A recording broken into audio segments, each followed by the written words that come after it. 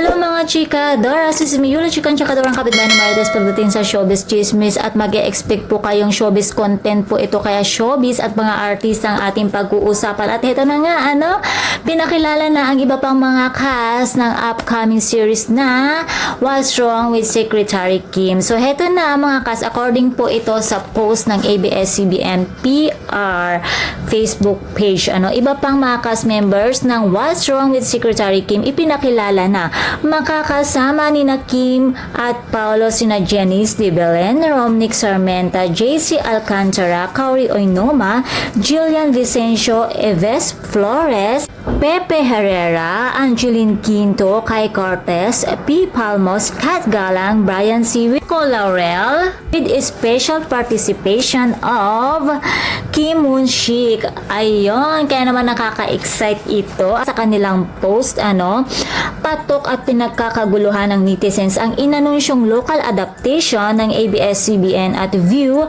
para sa K-drama na What's Wrong with Secretary Kim na pinagbibidahan ni na Kim Chiu at Paolo Avellino. At tapos itong makakuha ng iba't ibang trending topic sa social media, ibinahagi ni Kim na nasasabik na siyang bigyang buhay ang papel niya bilang ang cutie at professional na si Secretary Kim. Sa View original adaptation, ayon nga kay Kim sa kanyang naging panayam sa TV Patrol, I'm very happy to do this project and to be Secretary Kim of the Philippines.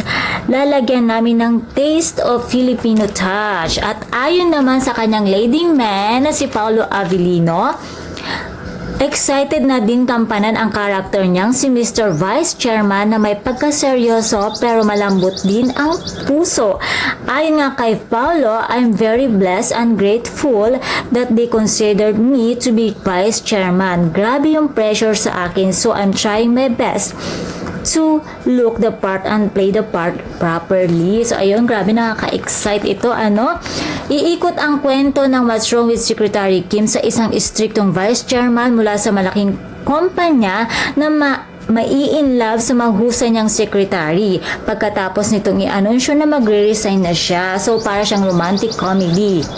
Local adaptation para sa What's Wrong with Secretary Kim ay gagawin sa ilalim ng produksyon ng Dreamscape Entertainment at ipapalabas ngayong 2024. Kung salin lang ay nagkaroon tayo ng high blood, dito naman for sure magkakaroon ata tayo ng diabetes sa sobrang kaswitan at pakikiligin tayo dito ng #Kim Pao. At syempre bukod kay Kim Pao, merong Jillian Vicencio at Eves Flores na una na tayong pinakilig sa Too Good to Be True, kaya naman siguradong pakikiligin ulit tayo dito. Syempre bigatin ang mga cast, diba? Janice de Belen, Romnick Sarmenta, mga veteranong aktor at aktres.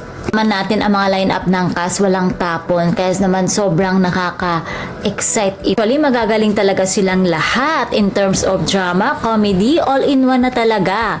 Kaya sobrang kaabang-abang ito. Kaya naman mga chika Doras, kung excited ka, syempre excited na din ako at excited na ang lahat sa What's Wrong with Secretary Kim. That's all for now mga chika Doras, and please don't forget to like, share, and subscribe my channel. Thank you for watching!